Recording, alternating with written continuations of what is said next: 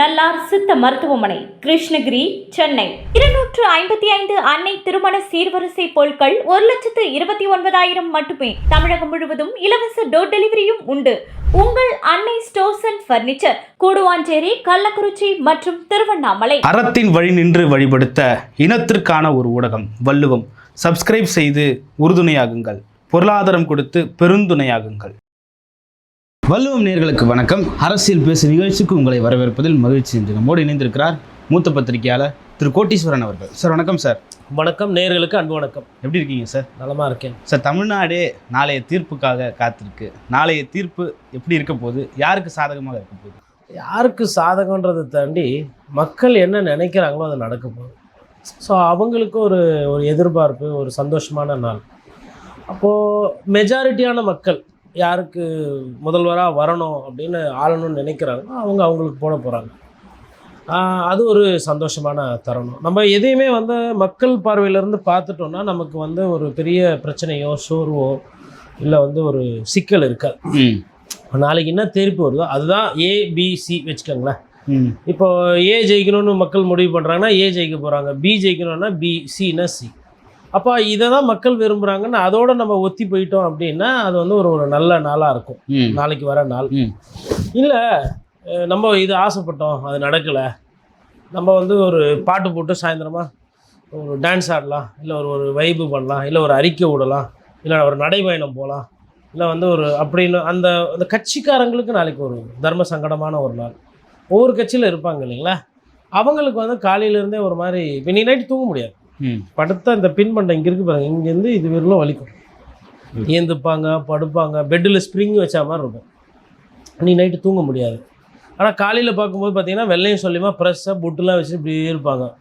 வெளில பார்க்குறது எல்லாம் பூசினா போல் இருக்கும். உள்ளே பார்த்தீங்கன்னா அவ்வளோ பதட்டம், பிபி, தூக்கமின்மை அது எல்லாம் இருக்கும். பட் ஆனால் பார்த்துக்கிறதுக்கு ஆள் இருப்பாங்க. வீட்டில் காலைல சொல்லி, இப்போ வேட்பாளர் குறிப்பாக வேட்பாளர் வீட்டில் சொல்லி அனுப்பாங்க, டே அண்ணனை பத்திரமா பார்த்துக்காங்கடா, 2 நாளாக 3 நாளாக தூக்கம் இல்லாமல் இருக்கிறாரு அப்படின்னு. அதாவது இந்த லாஸ்ட்டு 2-3 டேஸ் இருக்குது பாருங்கள், வெரி டஃப்பு. அங்கே என்ன பிரச்சனைனா தேர்தல்ன்றது 5 வாட்டி ஒரு வருஷத்துக்கு தான் ஒரு வாட்டி வருது. ஒரு எம்எல்ஏவோட வெற்றி தோல்வி என்பது 5 வருஷத்துக்கு ஒரு வாட்டி தான் தெரியும் என்ன நடக்குது.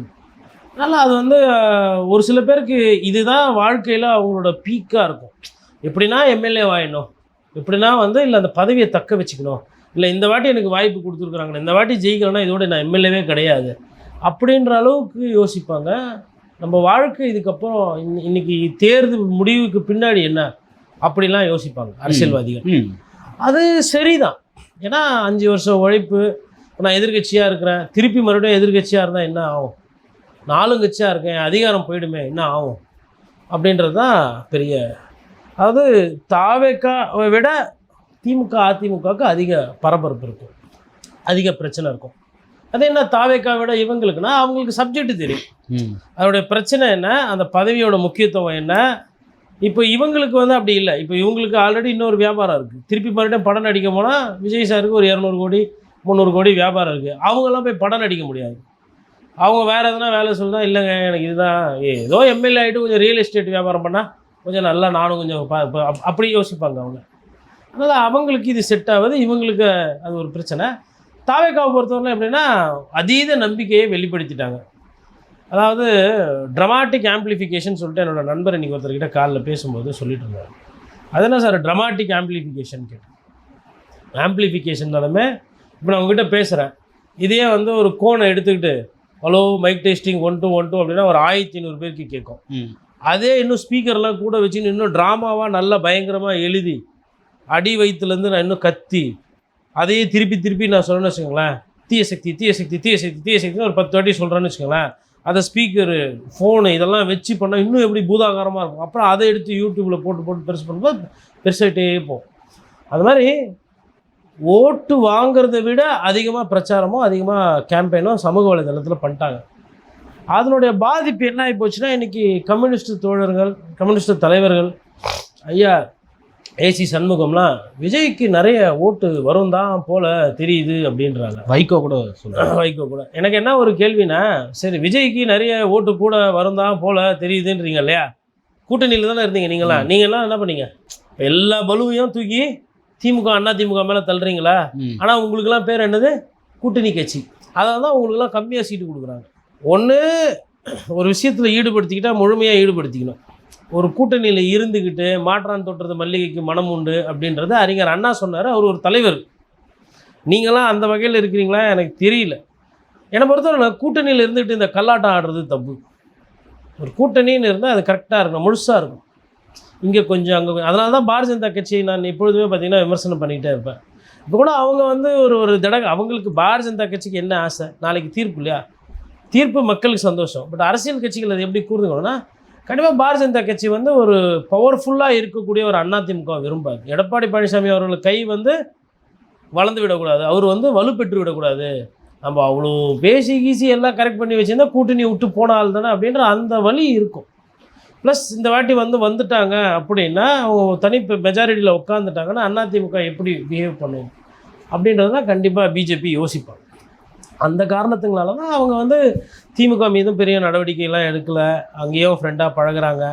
விஜய் அவர்களுக்கும் நல்ல கரிசனம் காட்டுறாங்க. விஜய் அவர்களுக்கும் முக்கியத்துவம் கொடுத்துருக்காங்க. என்ன விஜய்க்கு என்ன முக்கியத்துவம் கொடுத்தாருன்னா, பிரச்சாரம் பண்ணுற அளவுக்கு ஃப்ரீயாக விட்ருக்காங்கல்ல. விஜய் சார் எடுத்த ஓய்வு பூரா அவராக முடிவு பண்ணது. இப்போ இன்னும் ஒரு தேர்தல் நேரத்தில் கடைசியில் ஒரு 10 நாளில் வந்து விசாரணை இருக்குது வாங்க, இல்லை வாங்கன்னு கூப்பிட்டா கூட அது திருப்பிக்கும் விஜய்க்கு ஆதரவாக கூட போகும். இவர் தான் லேட்டாக போனார். இவர் காலைல ஏஞ்ச நேரம், புறப்பட்ட நேரம், தனி விமான நிலையம் இறங்கின நேரம், அங்கேருந்து போன நேரம், கரூர் சிக்னலு, அதுக்கப்புறம் வேல்சாமிபுரம், அதுக்கப்புறம் திருப்பி எவ்வளோ சீக்கிரமாக வந்தார், இதெல்லாம் டைம் ஷெடியூல் வந்து மத்திய அரசு நினச்சா எடுக்கலாம். இந்த ஷெடியூல் எடுத்து வெளில விட்டாவே போதும் விஜய் மாட்டிக்குவார். வீட்டிலேருந்து எப்பயுமே எவ்வளோ லேட்டாக கிளம்புறாரு. அதுங்க நடுவில் கொஞ்சம் பக்கத்தை காணுன்ற மாதிரி விஜய் என்ன பண்ணார்னா, புத்திசாலிதனமாக இதெல்லாம் கட் பண்ணிவிட்டு இதை ஒண்டி கொடுத்துட்டார். அதனால் ஆச்சுன்னா மக்கள் மத்தியில் சரியாக வந்து திமுகவும் அதிமுகவும் அதை பிரச்சாரம் பண்ணலை. இந்த தேர்தலையே நல்ல பிரச்சாரம் பண்ணது, வீட்டிலே உட்காந்து நல்லபடியாக பிரச்சாரம் பண்ணதுன்னு பார்த்தா முதல்ல வந்து தாவேக தலைவர் ஐயா விஜய். வெளியில் போய் வெயிலிருந்து கஷ்டப்பட்டது அதிகமாக பிரச்சாரம் பண்ணதுன்னு பார்த்தா எடப்பாடி பழனிசாமி. அதற்கு நிகராக அண்ணன் நாம் தமிழர் கட்சி சீமான் அவர்களும் பிரச்சாரம் பண்ணார். நாளைக்கு தீர்ப்பு அப்படின்னும் போது அது திருப்பி அந்த மறுபடியும் அந்த கேள்விக்கு வரும்போது வந்து நிறைய பரபரப்பு இருக்கும், அது கேரண்டி. ரெண்டாவது மக்கள் மெஜாரிட்டியான மக்கள் சந்தோஷப்படுவாங்க. ஏன்னா மெஜாரிட்டி யாருக்கு இருக்கோ அவங்க தான் பண்ண போகிறாங்க. திராவிட கட்சிகளுக்கு எப்படி வருதுன்றது பார்க்கணும். என்ன எப்படி வருது பார்க்குறோன்னா, நான் தாவேகா வந்துடும்னு சொல்கிறாரா? நிலைப்பாடு அப்படின்றதுல நான் பத்திரிக்கைக்காரன். கமல் சார் மாதிரி கூட்டணியா சொல்லிட்டா போச்சு அப்படின்னு ரங்கராஜ் பாண்டே சார் கிட்ட சொல்லிட்டு அதுக்கப்புறமா மாறுறதோ, இல்லை பிரேமலதா விஜயகாந்த் மேடம் மாதிரி இந்த தேர்தல் ஒரு தேர்தலுக்கு நம்ம ஒரு விஷயம் எடுக்கிறோம். அதை எதை வச்சு எடுக்கிறோன்னா, மக்களோட எண்ணோட்டத்துக்கு போக தான் நமக்குன்னு பார்வை கிடையாது. அவங்க சொத்து வரி வலிக்குதுன்னா வலிக்குது, கரண்ட்டு பில்லை இனிக்குது, கரண்ட்டு பில்லை ஒன்றும் அதிகமாக இல்லை, ஏசிலாம் போட்டுக்கிறோம், குள்ளுன்னு ஜில்லுன்னு இருக்குது, அதுக்கு ஒரு 5000 ரூபா பணம் கட்டலாம் பரவாயில்ல அப்படின்னா இனிக்குது, அவ்வளோதான். இதில் நமக்குன்னு தனிப்பட்ட பார்வை எனக்கு எதுவும் பார்க்க. மக்கள்கிட்ட போகிறோம் பழகிறோம், அவங்க என்ன சொல்கிறாங்களோ அதை அங்கேருந்து எடுத்துகிட்டு வந்து அப்படியே கொடுக்குறது, அதோடு சரி. அதான் நான் வந்து நானும் அதை அவர் ஆர்வமாக பார்க்குறேன், என்ன எப்படி மக்கள் சிந்திச்சிருக்காங்க என்ன ஏதுன்னு. மற்றபடி இந்த கருத்து கணிப்புகள்லாம் வந்து நாளைக்கு காலைல ஒரு 8 மணியோட உயிர் போயிடும், செத்து போயிடும். இவர் அவ்வளோ ஜெயிப்பார், இவர் இவ்வளோ ஜெயிப்பார், ஊ சவுண்டு எல்லாம் போயிடும். ஒருவேளை அதை மீறி நாளைக்கு ஜெயிக்கிறாங்கன்னா புது சவுண்டு, அது ஒரிஜினல். இது பெட்டர் மாஸ் லைட்டு, நாளைக்கு எரிய போகிறது ஒரிஜினல். அதனால் அதை பார்க்கணும், ஆர்வமாக இருக்கிறது. முன்பு இல்லாத தேர்தலில் இந்த தேர்தலில் இளைஞர்களோட அதிக ஈடுபாடு அதெல்லாம் இருக்குது. நன்றி உபயம் விஜய் அவர்கள், அதில் மாற்றுக்கிறது கிடையாது. சரி, அதனால் இவர் வந்துட்டார் அப்படின்றதுனால எல்லாருமே விஜய்க்கு தான் ஓட்டு போட்டாங்கன்னு சொல்லி ஒரு கூட்டம் பிரச்சாரம் பண்ணிகிட்ருக்காங்க. அதிகாரிகள்லாம் ரிட்டையர்டு அதிகாரிகள்லாம் 41% வருவார் அப்படின்னு சொல்கிறாங்க. என்ன எனக்கு ஒரு சில தகவல் வருதுன்னா, ஐயா செங்கோட்டையனும் ஆதவும் வந்து சும்மா இருக்கிறது இல்லையா, ஃபோன் பண்ணி இப்படி பண்ணுறாங்களாம். அப்படின்னா என்னப்பா அப்படின்னு ஒருத்தர்கிட்ட கேட்ட நண்பர்கிட்ட, அப்படின்னா எங்களை கொஞ்சம் தூக்கி விடுங்க, எங்களை கொஞ்சம் நல்லா பேசுங்க, உங்களை நல்லா மக்கள் பேசணும், ஆளுங்க பேசி தூக்கி விடுறது கிடையாது. ரிசல்ட்டுக்கு அப்புறமா வந்து பேசி எந்த யூஸும் இல்லை சார். இப்போ ரிசல்ட்டுக்கு முன்னாடி பேசி எந்த யூஸும் இல்லை, எலெக்ஷன் முன்னாடி பேசியிருந்தாவது ஓட்டாக இல்லை. அதாவது அவங்களோட திட்டம் என்ன அப்படின்னாக்கோ, இமோஷனலாக மக்களை வச்சுக்கணும். எல்லாம் பண்ணார் அண்ணன், என்ன பண்ணல விஜய் அண்ணா, இப்படி ஒரு டைலாக் வரும். என்ன பண்ணல விஜய் அண்ணா ஏன் தோக்கச்சிங்க, விஜய் அண்ணா ஏன் ஒருவேளை தோத்துட்டாருன்னா, ஜெயிச்சிட்டாருன்னா பாட்டு போட்டு திருப்பி மறுபடியும் உங்கள் விஜய் உயிரான வரவா அப்படின்னு இன்னொரு 4 பாட்டு, முளைச்சி 3 இலைய விடலை அப்படி இந்த லவ் பாட்டு, ரொமான்டிக் பாட்டு, அப்புறம் அர்ஜுனர் வில்லு, ஃபாஸ்ட் பீட்டு பாட்டு, அதெல்லாம் மிக்ஸ் பண்ணி போட்டு வைப்பு பண்ணிக்க வேண்டியது. அது ஒன்றும் பிரச்சனை கிடையாது. அப்போ வந்து இது தேசிய கீதமோ ஜனகண மனவோ இல்லை வந்து தமிழ் தாய் வாழ்த்தோ அதெல்லாம் நமக்கு ஆகாது. நமக்கு இதுதான் ஆகும். இந்த மாதிரி பாட்டாக போட்டு வைப் பண்ணின்னு போயிடும். ஜெயிச்சிட்டா பிரச்சனையே கிடையாது. ஓகே. அப்புறம் மே 4 கிட்டுன்னு ஏதோ வந்து காலைல பார்த்த சமூக வலைதளில் பிபி மாத்திரை, சுகரு, அதுக்கப்புறம் நெஞ்சு வலி வந்ததுன்னா ஆஸ்பிரின்னு, அப்புறம் மூச்சு திணறல் பண்ணால் அந்த அஸ்கஸ்க்குன்னு அடிச்சுக்குவாங்கல்ல பஃப்பு அது, அப்புறம் ஒரு முகமூடி. ஒரு வேளை தேர்தல் நீங்கள் எதிர்பார்த்த மாதிரி வரலன்னா எப்படி வெளியில் தலை காட்டுவீங்க, முகத்தை காட்டுவீங்க அப்படின்ட்டு. இப்போ நமக்கு பிரச்சனை இல்லை. விஜய் அண்ணா ஜெயிச்சா தான் வேலை ஜாஸ்தி, இன்னும் ஜாஸ்தி. யாருக்கு? பத்திரிகையாளர். அதுவும் எனக்கு. அவர் பேச, நான் அதை பார்க்க, நம்ம ஒரு முதலமைச்சர் எவ்வளோ சிந்தனை, எவ்வளோ கூர்மையாக, புத்தி கூர்மையாக செயல்பட்டுருக்கிறார். நம்ம பேச இப்போ நடிகராக இருக்கும்போதே நம்ம விமர்சனம் பண்ணுறோன்னும் போது அந்த விமர்சனத்துக்கு ஒரு வரவேற்பு இருக்குது. அவரே முதலமைச்சராகி அதை நம்ம விமர்சனம் பண்ண நல்லா இருக்குல்ல? இது நடக்காது. 1% தான் இருந்தாலும் அசிங்க. லைவில் வந்து ஷார்ட் டேர்ம் பார்க்கக்கூடாது, லாங் டேர்ம் பார்க்கும்போது பார்த்தா அவர் இன்னும் நிறைய பார்க்க வேண்டியது இருக்குது. ரஜினி ஒரு படத்தில் சொல்லுவார், அதை பார்க்க தானே இனிமேல் தானே தமாஷே இருக்குது, அதை பார்க்க தானே இந்த ஜடம் காத்திருக்குன்னு வள்ளி படம்னு நினைக்கிறேன். அது மாதிரி நாளைக்கு நிறைய பேர் கதை தெரியும். எதுலாம் ஸ்லீப்பர் செல்லு, அப்புறம் டிஎம்டிக்கு உண்மையிலே எந்த கூட்டணி, உண்மையிலே அவங்க திமுக கூட்டணி தானா, இல்லை திமுக கூட்டணிக்கு போய் நீங்கள் சேர்ந்துக்கங்கன்னு யாரும் அமுச்சு விட்டாங்களா? ஏன்னா கூட்டணி ஆட்சி என்ன எதுன்னும் போது அதை 4ஆம் தேதி பார்த்துக்கலான்ற மாதிரி சொல்லியிருக்கிறாங்க. சொன்னாங்க 4ஆம் தேதி தான் தெரியும் அப்படின்ற மாதிரி அவங்களுக்குள்ளே பேசிக்கிறாங்களா, பார்த்துட்டு முடிவு பண்ணிட்டேன். அப்போது திமுக வந்து கம்மியாக வரும், நமக்குலாம் ஒரு வாய்ப்பு இருக்கும்னு நம்புகிறாங்க. அதிகமான சீட்டு கொடுத்தாங்க, சக்திக்கு மீறின சீட்டு கொடுத்து ராஜ்யசபா சீட்டு கொடுத்தோம். ஆசை போல் பாருங்க, காங்கிரஸ் கட்சி கேட்குது அப்படின்னா அவங்க ரொம்ப நாளாக பெட்ரூம் மாஸ் லைட்டு தூக்கின்னு இருக்கிறாங்க, அதனால் கேட்குறாங்க. சரி பாவம் அப்படின்னு வந்து 3 மாதம் ஆகலை, 100 நாள் தாண்டலை. அதாவது வெயிட்டிங் பீரியட்லாம் சேர்த்து நான் சொல்கிறேன். தேர்தல் அறிவிக்கிறதுக்கு முன்னாடி 1 மாதம் வந்தாங்க, தேர்தல் 1 மாதம், இப்போ ஒரு 15 நாள், அப்போ ஒரு தான் 3 மாதம் ஆகலை. ஆனால் இப்போ பார்த்துக்கலாம். இதை கம்யூனிஸ்ட் தோழர்கள் வாயிலேருந்து அப்படி வரல. ஆனால் அவங்க கோபத்தை வெளிப்படுத்திட்டார் நேற்று. ஐயா மாநில தலைவர் பேசும்போது இளைஞர்களுக்கு வேலை வாய்ப்பு இல்லை அப்படின்னாரு. அதில் வந்து திமுகவுக்கும் ஒரு குட்டு இருக்குது, தாவேக்காவுக்கும் ஒரு குட்டு இருக்குது. என்னென்னா நீங்கள் வேலை வாய்ப்பு சரியாக பெருகலை, இளைஞர்களை வந்து வசப்படுத்துறதுக்கு திமுக எதுவும் பண்ணலை, அதனால தான் வேலை வெட்டி இல்லாதனால தான் அவன் தாவேக்காவில் போயிடுறான். நீ வேலை வெட்டியை கொடுக்கல, வேலை வெட்டி இல்லைனால தான் தாவேக்காவில் இருக்கிறான் அப்படின்றது தான் அவர் மறைச்சி சொல்லியிருக்காரு. அப்புறம் ஐயா வைகோ பொறுத்தவரைலாம் அவர் என்ன சொன்னாங்க சார், அதான் சார் இந்த முறை விஜய்க்கு ஏதோ ஒரு அதிக வாக்குகள் இருக்குன்ற மாதிரி ஏதோ ஒரு பரபரப்பான ஒரு செய்தியை சொல்கிறாரு. நான் என்ன சொல்கிறேன்னா, ஐயா துரை வைகோவை பத்திரமா வீட்டிலே வச்சு பாதுகாப்பாக வச்சுக்கோங்க. வெளியில் விட்டால் குறைஞ்சிருவாங்க, இல்லை கரைஞ்சிருவாங்க. ஒரு அரசியல் வாரிசு இங்கே நிறைய பேர் என்ன நினைக்கிறாங்கன்னா, அரசியல் வாரிசுனா பெரிய பெரிய வெள்ளைக்காரெல்லாம் அப்படியே மிடுக்காக போய் இறங்குறது, எத்தவொன்னா அப்படியே துணை பொதுச் செயலாளர், கட்சி தலைவர் ஆகிறதுன்னு நினச்சிட்டு இருக்காங்க. அது இல்லை, ட்ரைனிங்கை கீழேருந்து கொடுக்கணும். அந்த விஷயத்தில் உண்மையிலே கலைஞரை பாராட்டணும். ஐயா உதயநிதி ஸ்டாலினுக்கு மேக்ஸிமம் எவ்வளோ பயிற்சி கொடுக்கணுமோ கொடுத்தார். எடுத்தோன்னே தூக்கி அவருக்கு முக்கியமான பதவியெல்லாம் கொடுக்கு. அவரோட ட்ரைனிங் பார்க்கும்போது it is better then Udhayanidhi Stalin's training. இவர் எடுத்தவொடனே சேப்பாக் ட்ரிப்ளிகேனில் எம்எல்ஏ ஆகிறாரு, பெருசாக அந்தளவுக்குலாம் இல்லை. அமைச்சர் ஃபஸ்ட் டைமே அமைச்சர் ஆகிறாரு, துணை முதல்வர்னு போயிட்டார். ஒரு 5 வருஷ காலகட்டத்தில் பார்த்திங்கன்னா எம்எல்ஏ, அமைச்சர், துணை முதல்வர். ஸ்டாலின் ஐயா அவர்களுக்கு அந்த மாதிரி ஒரு growth கிடையாது. இதே இபிஎஸ் எடுத்துக்கிட்டிங்கன்னா யாரும் உதவி பண்ணுறதுக்கெலாம் ஆள் இல்லை. நானே கஷ்டப்பட்டு நானே பிரச்சாரம் பண்ணி நானே ஜெயிச்சு அதுக்கப்புறம் தலைமையில் காட்டி தலைமையில் விசுவாசத்தை பெற்று அதுக்கப்புறம் அவங்க வாய்ப்பு கொடுத்து உள்ளாட்சிக்கெல்லாம் வந்துட்டு யாருமே வந்து பெரிய லெவல்லலாம் இருக்க மாட்டாங்க. லோக்கலில் யார் கட்சிக்காரங்களோ அவங்க நின்று ஜெயிச்சு வர்றது தான் இந்த லோக்கல் தேர்தலெலாம். அந்த மாதிரி லோக்கல் தேர்தலெல்லாம் வந்து அதுக்கப்புறம் சேலத்தை மையமாக வச்சு, சேலம் வந்து எப்பேற்பட்ட இடம்னா வீரபாண்டி ஆறுமுகத்தோட இடம். Very strong leader of DMK. சும்மா அப்படிலாம் வந்து அசால்ட்டாலாம் வந்து எடுக்க முடியாது. அப்படி திமுக இப்போ இன்றைக்கி சென்னை எப்படி இருக்குது திமுகவோட கோட்டை மாதிரி, அந்த மாதிரி இருந்த இடம் தான் சேலம் திமுகவுக்கு. அந்த இடத்த வந்து எடுத்து இந்த அளவுக்கு வந்திருக்கிறாங்க. அப்போ ஒவ்வொரு தலைவராக நம்ம பார்க்கணும்.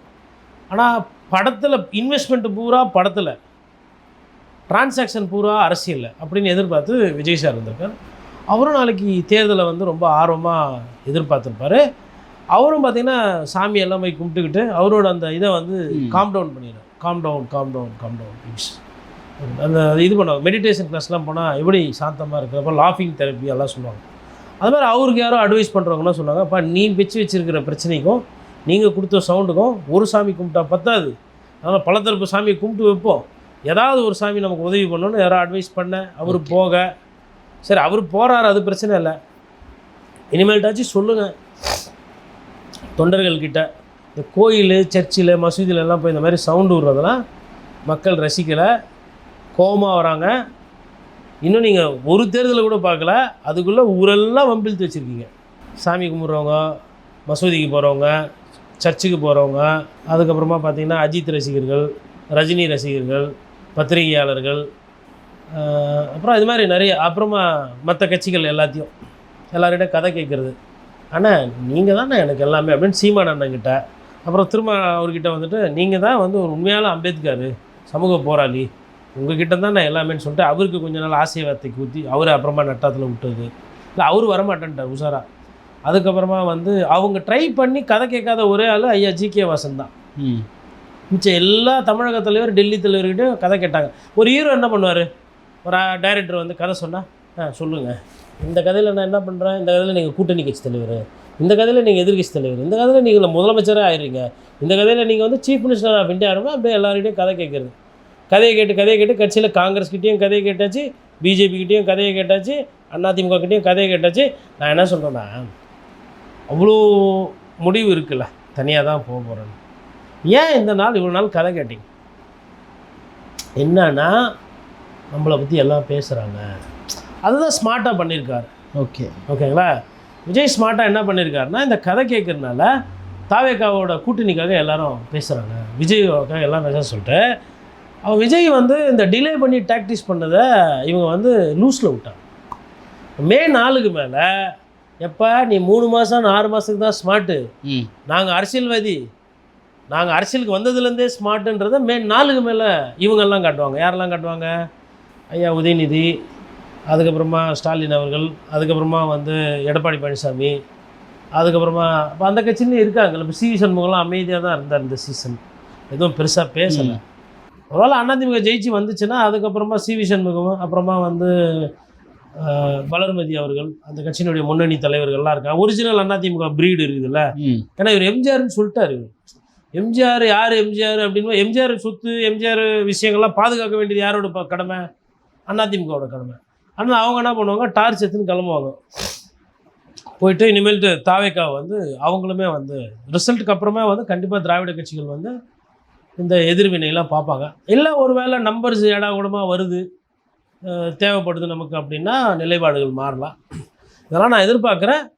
நாளை தீர்ப்பு அதில் வந்து குழந்தைகள், இந்த படத்தில் ஒன்று சொல்லுவாங்கள்ல, பலவீனமானவர்கள், இதயம் பலவீனமாக இருக்கவங்க, ப்ரெக்னென்ட் லேடிஸ், குழந்தைகள், இந்த சண்டையை பார்க்காதீங்கன்னு சொல்லிட்டு ஒருத்தர் பண்ணின்னு இருப்பார். அப்போ விஜய் சேதுபதி என்ன பண்ணுவார், அந்த போட்டுன்னு ஒரு டிஷர்ட்டை வலிச்சு இப்படி விட்டு, ஏன்னா ரோஸ் மில்க்கு உன்னை இந்த பக்கமே வரக்கூடாதுன்னு நான் சொல்லிக்கிறேன், நீ வந்ததும் இல்லாமல் அந்த அக்கா அப்பவே சொல்லிச்சு போயிடு சொல்லி, அந்த ஆட்டோக்கார் யாருன்னே தெரியாது, தம்பி இங்கே வராத போயிடு, அவன் மோசமானவன் சொன்ன, அவ்வளோ விஷயத்தை மீறி நீ வந்து குமுதா வீட்டாண்ட வந்துக்கிற, கேட்டால் குமுதா ஹாப்பின்றன்னு சொல்லிட்டு செம்ம எழுப்பாப்புல. எனக்கு என்னமோ இந்த மாதிரி காட்சி நடக்கிறதுக்கு வாய்ப்பு இருக்குமோ அப்படின்னு தோணுது. இல்லை விஜய் சார் ஜெயிச்சிட்டாருன்னா வேறு காட்சி கூட நம்ம பேசிக்கலாம். விஜய் சார் எப்படி தனுஷ் படத்தில் சொல்கிற மாதிரி, இந்த சுல்லாம் படத்துலலாம் அது ஒரு டைலாக் வரும் இல்லைங்களா, சொல்லி அடிப்பேன், அது மாதிரி கூட டைலாக் காட்சி மாறலாம். பட் இதுதான் தோணுது. இவங்களை வச்சு பார்க்கும்போது ஐயா அம்பேத்கர் மாதிரி ஒரு கருத்தாக்கமோ, இல்லை ஒரு சட்ட திருத்தமோ, இல்லை காந்தியடிகள் மாதிரி அறவழியோ, இல்லை ஐயா காமராஜர் மாதிரி கல்வி கண் திறக்கிறதோ, வேலை வாய்ப்புகள் பெருக்கிறதோ, இல்லை எம்ஜிஆர் மாதிரி தானம் தர்மம்லாம் நிறைய பண்ணுறதோ, இல்லை கலைஞர் மாதிரி தமிழுக்கு கலையரங்கம், செம்மொழி மாநாடு அப்படியெல்லாம் தோணலை. இல்லை அம்மையார் ஜெயலலிதாவுக்கு இருந்த அந்த தைரியம் யாராக இருந்தாலும் சரி தூக்கி போட்டு மிதிக்கிறதே சரி. போலீஸ்னால் போலீஸ் வேலையை பார்க்கணும், லாக்கப்பில் இது டெத்து, இந்த பஞ்சாயத்தில் டிபார்ட்மெண்ட்டை என்ன பண்ணுறேன் பாரு, அமைச்சரா மந்திரினா எந்திரி, அது மாதிரிலாம் நம்ம பார்த்துருக்குறோம். இது புதுசாக இருக்கும். இப்போ நான் சொன்னேன்ல இந்த காட்சி உங்களுக்கு, அது மாதிரி தான் இருக்கும். விஜய் சேதுபதி படம் மாதிரி ஐயா படத்தில் வந்து ஏன்டா ரோஸ் மில்க்கு இந்த பக்கமே அவனை வரக்கூடாதுன்னு சொன்னுன்ற மாதிரி அந்த காட்சிகள் நம்ம நாளைக்கு பார்க்கலாம். 16 சட்டமன்ற தேர்தல் முடிஞ்சிருச்சு, 17வது தேர்தல். இதுவரை இல்லாத கியூரியாசிட்டி இந்த தேர்தலில் இருக்குது. மே 4க்கு அப்புறமா எப்படி இருக்க போகுதுன்றது இன்னும் ஒரு பெரிய பேசு பொருளாக இருக்குது. எப்படி இருக்க போகுது சார்? நான் பீஸ்ட் படத்துக்கு போக வேண்டியதான். இதுவரையிலும் பயங்கரமாக இருந்தது, இனிமேல் இதை விட பயங்கரமாக இருக்கும். அவ்வளோதான், அதான் பொருள். ஏன் இதை விட பயங்கரமாக இருக்கும் அப்படின்னா, இந்த பயங்கரத்துக்கு என்ன காரணம் அப்படின்னா, நம்ம நிறைய வீடியோஸ் பார்க்குறோம். விஜய் அண்ணா ஜெயிச்சாலும் பிரச்சனை, விஜய் அண்ணா தோத்தாலும் பிரச்சனை. அதான் பிரச்சனை. விஜய் அண்ணா ஜெயிச்சாலும் என்ன பண்ணியிருக்காங்க, அண்ணா நீ பதவி ஏற்றுக்கிற பார்த்து நான் செத்து போயிடுறேன்றான். நீ பதவி ஏற்றுக்கிறனால நான் செத்து போயிடுறேன்னு ஒரு குரூப் இருக்குது. அப்போ செத்து போகிறது தான் இங்கே பிரச்சனையா? ஒரு உயிர்ன்றது எப்பேற்பட்ட சப்ஜெக்ட், அதை அசால்ட்டாக சொல்கிறேன். உண்மையான டைஹார்ட் ஃபேன்ஸ் வந்து சாக மாட்டாங்க நினைக்கிறேன் சார். இல்லை, இது ஒரு ஒரு ஒரு கிளுகிழப்பு. அது இப்போ ஒரு சிலர் பார்ப்பீங்க, அமைதியாக போவாங்க கடைக்குள்ள சோமபானம் சாப்பிட்றதுக்கு முன்னாடி. அப்புறம் உள்ளே போய் சாப்பிட்டு வெளில வரும்போது ஒரு டைட்டில் ஏதோ 3 பேர் சேர்ந்து வர மாதிரியே வருவாங்க. அது ஒரு மனநிலை. இதை நான் சொல்லலாம், உரிமையாக சொல்லலாம். பட்டாளத்துலேயும் சாப்பிடுவாங்க. ஆஃபீஸர்ஸும் வந்து ட்ரைனிங் கேம்பில் த்ரோட் இன்ஃபெக்ஷன் வரக்கூடாது, ஜுரம் வரக்கூடாதுன்னு சொல்லிட்டு sometimes officers or soldiers are allowed to take certain amount of alcohol. சோல்ஜராக இருப்பான். உள்ளே போகிறதுன்றது மருந்து. அது என்ன ஆளாது, அது என்ன கட்டி போடாது. நானாக இருப்பேன், சுயமாக இருப்பேன், வேலையில் கவனமாக இருப்பேன், கடமை கண்ணியம் கட்டுப்பாடு. அப்போது ஒருத்தருக்கு இது போச்சுன்னா ஏடா கூடமாக பவர் யோகாலாம் பண்ணி இப்படி இருக்கிறாங்க. ஒரு சிலர் வந்து மிடுக்காக ஆர்மியில் நிற்கிற மாதிரி சோல்ஜர் மாதிரி இருக்கிறாங்க. அப்போ பிரச்சனை வந்து அதில் கிடையாது, பிரச்சனை வந்து இங்கே. அப்போ இதை நம்ம சரி செய்யாமல் ஃபஸ்ட்டு சரி செய்ய வேண்டியது இதை. ரெண்டாவது, அதை போட்டால் இது மாறுறவங்க இருக்கிறாங்களா, அவங்கக்கிட்ட அது கையில் போகக்கூடாது. இதுதான் ஒரு கொள்கை, ஒரு திட்டம். இதே நான் இப்போ சொல்கிறேன்னா 2 விஷயமா நான் சொல்கிறேன். ஒன்று, மன அளவில் மன அழுத்தம், குழந்தைகள் அந்த மாதிரி ஆட்களுக்கு நம்ம வந்து ஒரு பிரச்சனையை உருவாக்கிட்டோம். ரெண்டாவது, யார் ஆட்சியில் வந்தாலும் நாட்டில் இந்த சாராயத்தினால குடும்பங்கள் நாசமாக போகிறது சத்தியமான உண்மை. தாய்மார்கள், அதுவும் இளம் பெண்கள் தன்னோட கணவனுக்கு வந்து குடிப்பழக்கம், மதுப்பழக்கம் இருக்குது அப்படின்னா அந்த குடும்பம் அனுபவிக்கிற சித்திரவதையை அதெல்லாம் சொல்லி மாளாது. ஆனால் இப்படி ஒரு பிரச்சனை இந்த சமுதாயத்தில் தமிழ்நாட்டில் இருக்குன்றத அரசியல் தலைவர்கள் யாருமே ஒத்துக்கிறதும் கிடையாது, பேசுகிறதும் கிடையாது, அதற்கு உண்டான நடவடிக்கை எடுக்கிறதில்ல. நான் மதுவுக்கு எதிரானவன் அல்ல, நான் யதார்த்தவாதி. எது எவ்வளவு கிடைக்கணுமோ அது அவ்வளோ கிடைக்கணும், எது கட்டுப்பாட்டில் இருக்கணுமோ அது கட்டுப்பாட்டில் இருக்கணும். கட்டவிழ்த்து விடுறதுன்றது இது சரி கிடையாது. ஓகே, அதோடு நான் சொல்கிறேன். நான் ஒன்று. ரெண்டாவது, விஜய் சார் இந்த விஷயத்தில் பாட்டிலுக்கு 10 ரூபான்னு பாடினார். இதனுடைய தாக்கம் என்ன? அவர் போகாமல் தவிர்த்தார் இல்லை மாவட்டங்கள், திருவண்ணாமலை, விழுப்புரம், கடலூர், தருமபுரி. இங்கே தான் இளம் விதவைகள் ஜாஸ்தி. இங்கே தான் மது பழக்கத்தால் நிறைய பேர் இறந்து குடும்பங்கள் அனாதையாக இருக்கிறது இந்த இடம்ல தான். இந்த கள்ளக்குறிச்சி அது மாதிரி இந்த மாதிரி இடங்கள்லாம். வட தமிழ்நாட்டுக்கு அவர் போகலை சரியா. ஆனால் ஓட்டு வண்டி வேணும் அவருக்கு. சரி, ரைட்டு. நான் எதுக்கு சொல்கிறேன்னா, நாளைக்கு தீர்ப்பை தாண்டி அதுக்கு அடுத்து என்னன்னு பார்த்தா இந்த 2 பிரச்சனை. ஒன்று, இனிமேல் குழந்தைகளை எல்லாம் வந்து இந்த அரசியல் படுத்துகிறன்ற பேரில் அவங்களுக்கு ப்ரெஷர் கொடுக்கறது, அவங்கக்கிட்ட போய் வீடு வீடாக போய் ஓட்டுக்கு பூத் ஏஜென்ட்டாக மாற்றி வச்சுக்கிறாரு அவர். வீடு வீடாக டோர் கேம்பெயின் பண்ணுவாங்கல்ல, டோர் கேன்வாஸு. அதுக்கு என்ன பண்ணுவாங்கன்னா, கட்சிக்காரங்க பேம்ப்ளெட் பிரிண்ட் அவுட் எடுத்து கொடுத்துட்டு, அப்பா இந்தப்பா செல்வம், இந்தப்பா சோமு, இந்தப்பா பிரகாஷ், இந்தாக்கா அக்கா ராணிக்கா பிடிக்கா, சாப்பாட்டுக்கு வச்சுங்கக்கா, கொஞ்சம் அப்படியே நம்ம வீட்டு பக்கத்தில் இருக்கிற 4 தெரு போயிட்டு நம்ம அண்ணன் ஜெயிக்கிற மாதிரி கொஞ்சம் பேசிட்டு வாங்கக்கா மட்டும் கொடுப்பாங்க. இதை செய்யறதுக்கு வக்கீல் இல்லாமல், வழி இல்லாமல், விதி இல்லாமல், வீட்டில் இவ்வளோண்டுங்கிற குழந்தையெல்லாம் போயிட்டு விசில் அடிங்க, பாட்டிக்கிட்ட சொல்லுங்கள், மாமா கிட்ட சொல்லுங்கள், சித்தப்பா கிட்ட சொல்லுங்கள் பிரச்சாரம் பண்ணிட்டார்.